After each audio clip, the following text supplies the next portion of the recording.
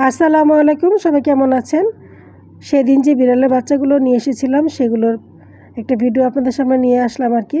তো আমি তো খুব চিন্তায় পড়ে গিয়েছিলাম এই বিড়ালের বাচ্চাগুলো আমরা কিভাবে কি করব। আর আমার যেহেতু এই বিড়ালের বাচ্চা পালার অভিজ্ঞতা নেই, বিড়ালের বাচ্চাগুলো ছিল 1 থেকে 2 দিনের বাচ্চা এরকম আর কি।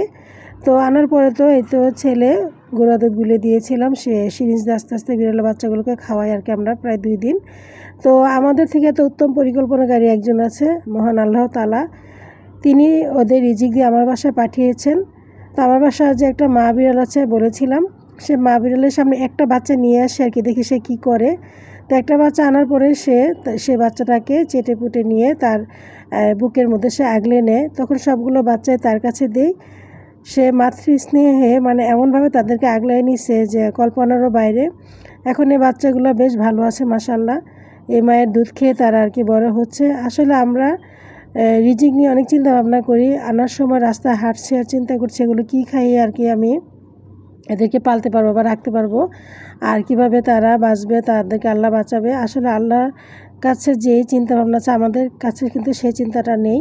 তিনি ওদের রিজিক দিয়ে আমার বাসায় পাঠিয়ে দিয়েছেন। ওদের রিজিক আমার বাসায় আছে বলে তারা আর কি এখানে রয়ে গিয়েছে। দেখতে পাচ্ছেন মা বিড়ালের আগেই 3টা বাচ্চা ছিল, সেগুলোর সাথে তারা মিলেমিশে একদম মানে থাকে আর কি, খাওয়া দাওয়া করে। এই তো মা বিড়ালের প্রথম বাচ্চাগুলো, এগুলো 3টা বাচ্চা হয়েছে মাশাআল্লাহ। এগুলো কিছুটা বড় হয়েছে আর কি, চোখ ফুটে। এখন এগুলো মিলেমিশে এদের সাথে থাকে। আসলে রিজিকের মালিক হচ্ছে একমাত্র মহান আল্লাহ তাআলা, সেটা হচ্ছে বড় কথা। আর সবগুলো বাচ্চা যখন একত্রে দুধ খায় তখন খুব সুন্দর লাগে দেখতে মাশাআল্লাহ। আর মা বিড়ালটা আলাদাভাবে পরিচর্যা আর কি আমরা চেষ্টা করছি আর কি করার জন্য, যাতে সেও পেট ভরে খেয়ে তার বুকে যাতে দুধ পরিপূর্ণ থাকে।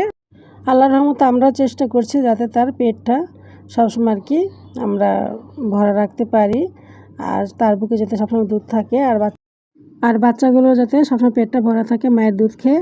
আর এদিকে নিজের বাচ্চাকে ঘুম পাড়িয়ে রেখে অন্যের বাচ্চাকে সে মাতৃস্নেহে আগলে রেখেছে, এটা দেখেছে কত ভালো লাগছে মাশাআল্লাহ।